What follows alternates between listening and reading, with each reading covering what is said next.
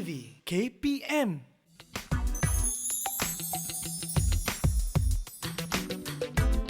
Assalamualaikum warahmatullahi wabarakatuh dan salam sejahtera kepada pelajar-pelajar. Apa khabar semua? Cikgu doakan semuanya sihat-sihat selalu. Hari ini bersama Cikgu Eva untuk satu tajuk yang biasa-biasa saja namun selalu dipinggirkan. Sebelum itu, Cikgu ingin bertanya beberapa soalan kepada pelajar-pelajar. Apakah impian hidup anda sebagai seorang pelajar? Adakah anda ingin menjadi pelajar yang luar biasa, pelajar yang biasa-biasa atau pelajar yang bagaimana? Semua orang mempunyai impian. Sebagai contoh, seorang ibu mengimpikan anak perempuannya menjadi seorang anak yang solehah. Anak lelakinya menjadi seorang anak yang soleh. Impian seorang guru pula ingin melihat pelajar-pelajarnya berjaya dalam bidang akademik, co-curriculum dan sasiah yang baik.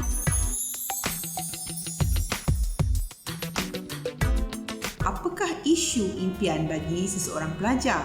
Yang pertama, ada pelajar yang mempunyai impian tetapi tidak serius untuk mencapainya. Maksud cikgu ialah mereka berkata ingin cemerlang dalam pelajaran. Masalahnya, malas belajar, ponteng kelas. Sekarang ini ponteng kelas online, buka Google Meet. Tapi orangnya tak ada, gambar aja ada. Banyak alasan, tak buat kerja rumah, kalau tak faham, malas bertanya guru dan cepat mengalah pada cabaran. Buat soalan matematik susah sikit je, dah mengalah. Ini kerana big why mereka tidak jelas. Mereka tidak tahu mengapa mereka ke sekolah, mengapa mereka perlu belajar dan apakah impaknya jika mereka tidak memasang impian setelah tamat persekolahan nanti. Isu yang kedua ialah pelajar yang tidak ada impian kerana merasakan memiliki impian itu tidak penting dan hanya membuang masa. Apabila cikgu-cikgu ataupun ibu bapa bertanya kepada mereka, apakah cita-cita kamu? Apakah impian kamu? Jawapannya, saya tiada cita-cita cikgu. Saya tak tahu nak jadi apa. Saya tak kisahlah jadi apa pun boleh. Saya tak pernah fikir tentang masa depan. Apa-apa pun bolehlah. Inilah dua isu yang mengganggu seseorang pelajar itu untuk mencapai impian.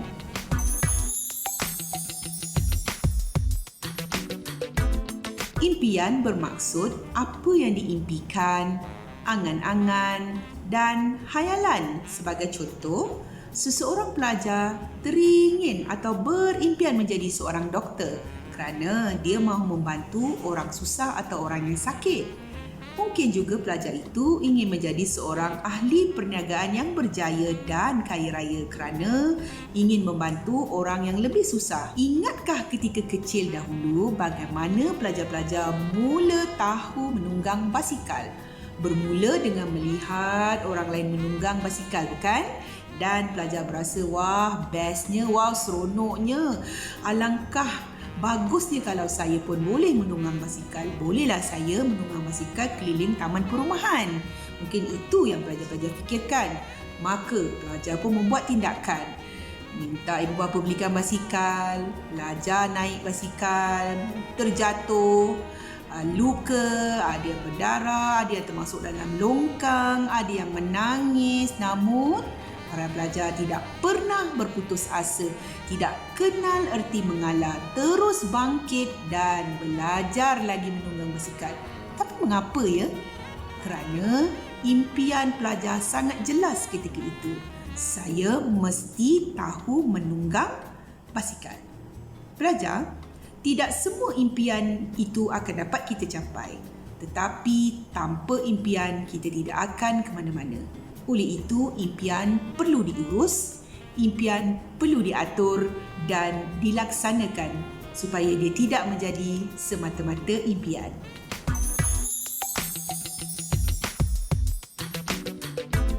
Pertama, impian akan menjadi petunjuk dan hala tuju hidup pelajar-pelajar.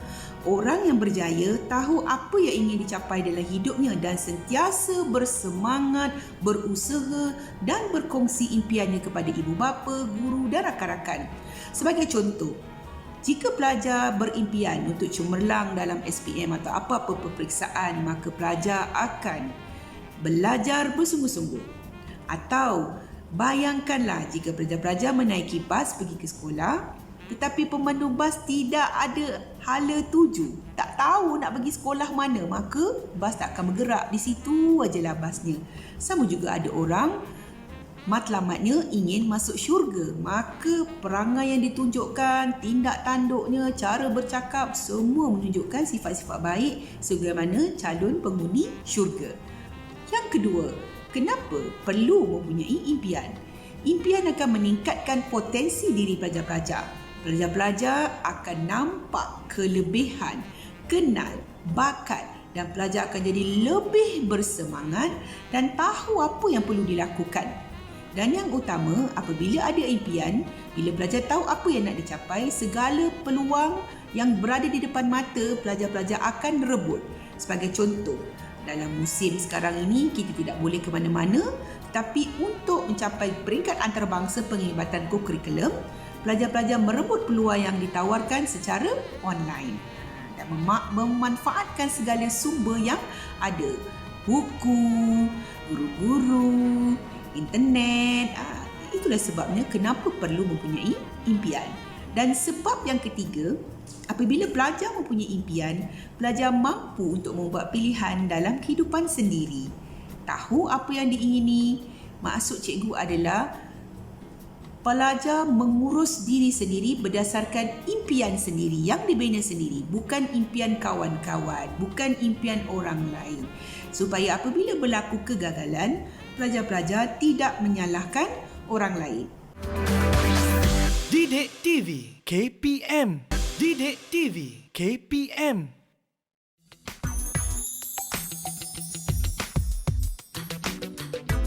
Tuliskan impian pelajar-pelajar dan visualisasikan. Maksudnya, apa yang pelajar-pelajar fikirkan di fikiran, pindahkan impian tersebut dalam bentuk tulisan. Sebagai contoh, SPM nanti apakah keputusan yang pelajar-pelajar mahukan? Universiti mana yang ingin pelajar sambung pelajaran selepas tamat SPM nanti? 10 tahun lagi di manakah pelajar? Maksudnya, pelajar-pelajar boleh menulis di dalam buku peribadi ataupun ada yang dinamakan dream book, ya, sebuah buku, tuliskan impian belajar. Itu yang pertama. Yang kedua, boleh buat impian di atas sebuah poster, dalam bentuk poster, dalam drawing block, kertas lukisan, ya, dan tampal di tempat yang senang untuk pelajar-pelajar lihat. Contohnya, di dinding bilik tidur, di atas meja belajar, kan? Bagi pelajar yang tinggal di asrama, katil 2 tingkat letak di bawah, katil kawan di tepi, dekat dapur, mana-mana yang boleh senang dilihat tentang impian pelajar. Yang ketiga, tulis di papan putih. Mulai hari ini, rakan sekelas tulis impian rakan sekelas di papan putih. Kan? Yang keempat, tulis surat kepada diri sendiri. Contohnya, kepada Eva yang disayangi, jangan lupa impianmu untuk SPM adalah untuk memperoleh 10A+ sebagai contoh. Okey? Maka tuliskan. Jadi, cara-cara ini dengan menuliskan impian akan dapat menaikkan motivasi pelajar-pelajar bila lemah semangat baca semula, kerana ada hari-hari tertentu pelajar-pelajar akan merasa down, rasa kurang motivasi, mungkin berlaku perkara yang menyedihkan, mungkin gagal dalam ujian, maka baca balik tulisan-tulisan impian di dalam buku, dalam poster, papan putih, surat pada diri sendiri, baca berulang kali. Bayangkan kejayaan-kejayaan yang akan pelajar-pelajar capai. Bayangkan pada hari keputusan SPM diumumkan, apakah keputusan yang pelajar-pelajar harapkan? Gembira atau sedih? Okey, jadi yang tadi tu, kenapa impian perlu ditulis? Satu, untuk menaikkan semula semangat. Kedua, bila dah capai impian, pelajar-pelajar akan belajar bersyukur. Sebagai contoh, dulu saya tak pernah lulus matematik, tapi saya berimpian untuk lulus matematik. Kamu pun tulis. Bila dah lulus, kamu tengok balik, kamu akan belajar bersyukur. Oh, dulu saya pernah gagal, tapi setelah berusaha, setelah ada impian, alhamdulillah akhirnya saya berjaya. Maka terbitlah rasa syukur. Ingat pelajar-pelajar, orang yang serius dalam hidup akan sangat jelas dengan impiannya.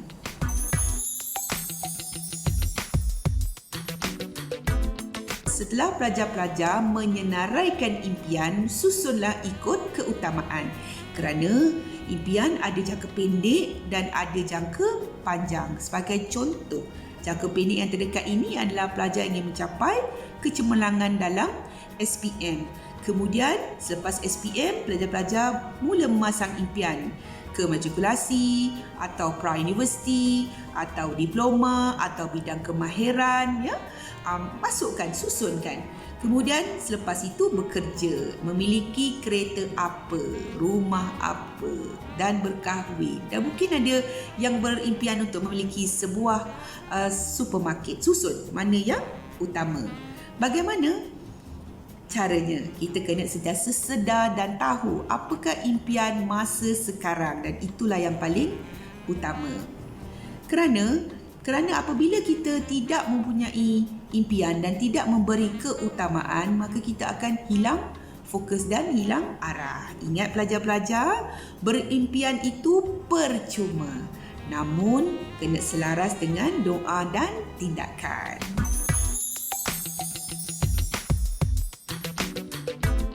Pelajar-pelajar harus sedar kekuatan diri dan yakin boleh mencapai impian tersebut. Katakanlah, yes, bismillah, aku boleh. Hidup aku yang handle.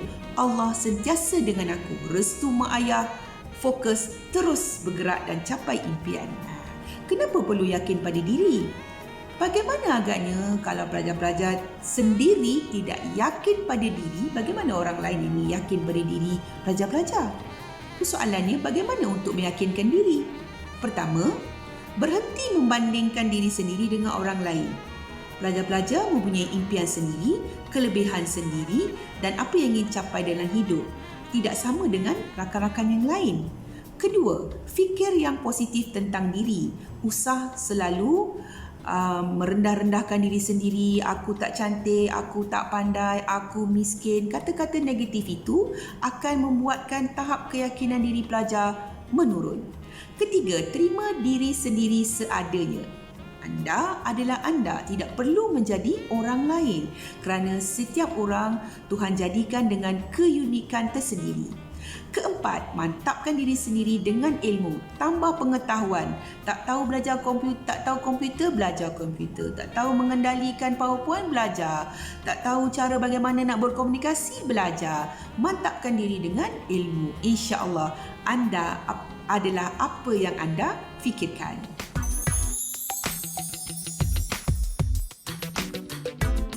Setelah ada matlamat, kena sentiasa semak.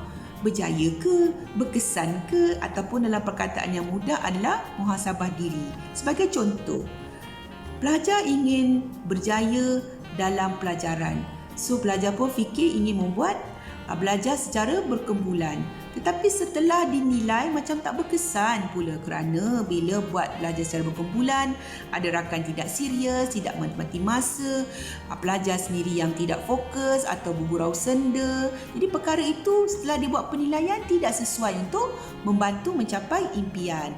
Kenapa perlu membuat penilaian? Kerana kita bukan malaikat. Ada kalanya kita buat sesuatu perkara itu tidak menjadi. Impian kita tersasar, impian tidak realistik, kita lalai, kita alpa, ada yang jadi, ada yang tak jadi. Jadi bagaimana untuk menilai? Satu, lihat kembali apa impian pelajar-pelajar. Tengok, semak balik sejauh mana tindakan yang saya telah lakukan. Adakah saya telah bertanya guru? Adakah saya telah membuat soalan-soalan tahun lepas? Itu yang pertama, untuk menilai. Yang kedua, melihat apa yang perlu dan apa yang tidak perlu untuk mencapai impian. Mana yang sesuai, kekalkan. Yang tak sesuai, jangan buat lagi. Didik TV KPM. Didik TV KPM.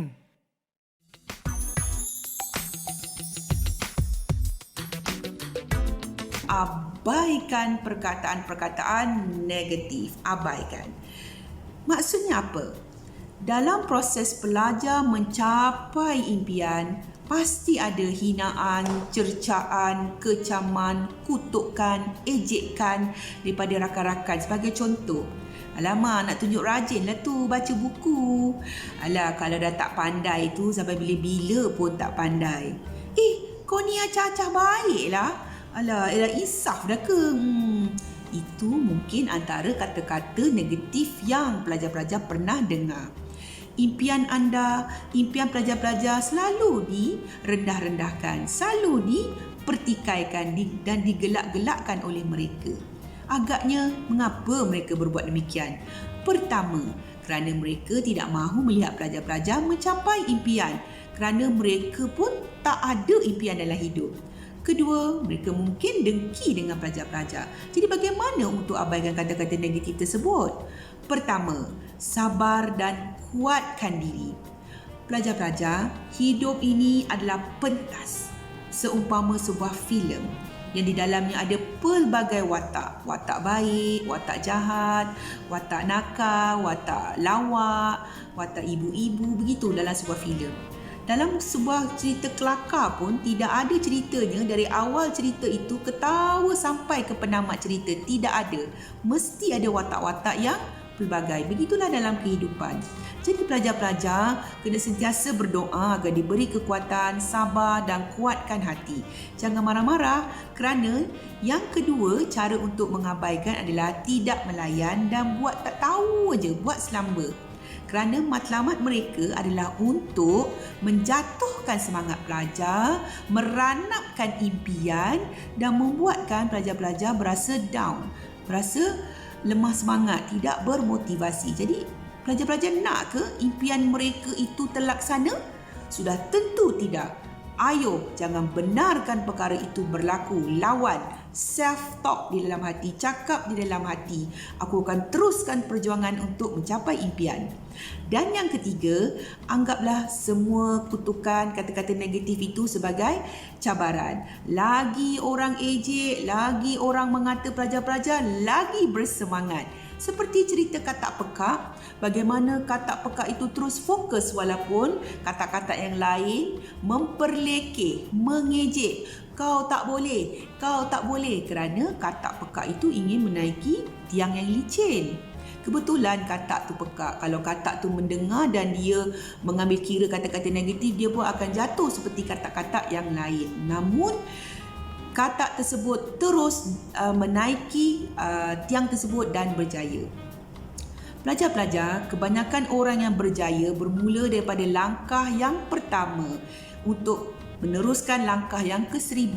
Kebanyakan orang yang berjaya juga bermula daripada kosong. Sebagai contoh, Google, Apple, Microsoft, pejabat mereka bermula dari rumah dan ada yang di garaj kereta sahaja. Namun, seperti mana yang cikgu sebutkan tadi, setiap kejayaan bermula dengan kesusahan, kepayahan dan dengan tidak ada apa-apa hingga menjadi sesuatu yang hebat. Ingat pelajar, orang yang berasa dengki dengan kita kerana kita selangkah ke hadapan berbanding mereka.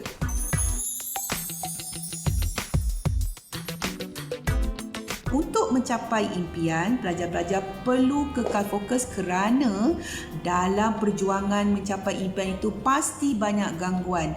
Jadi, pelajar-pelajar harus terus fokus kepada apa yang ingin dicapai. Kenapa perlu fokus ya?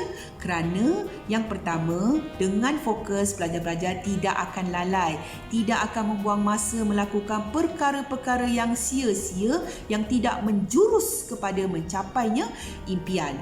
Yang kedua, apabila pelajar-pelajar fokus, ia akan mempercepatkan proses pelajar untuk mencapai impian kerana pelajar akan tersusun, buat langkah satu persatu, buat perancangan, buka aja mata setiap pagi, bangun saja tidur, tahu apa yang ingin dilakukan kerana pelajar-pelajar fokus dengan impian. Bagaimana untuk fokus pelajar-pelajar? Yang pertama, carilah sahabat-sahabat yang positif, sahabat-sahabat yang ingin berjaya, sahabat-sahabat yang bila melihat pelajar malas pada hari itu, dia akan mengingatkan, jangan lupa SPM dah dekat. Itulah sahabat yang sebenar, jangan kita marah pula dia ya. Sedangkan itulah sahabat yang dicari-cari untuk membantu kita fokus dalam pelajaran.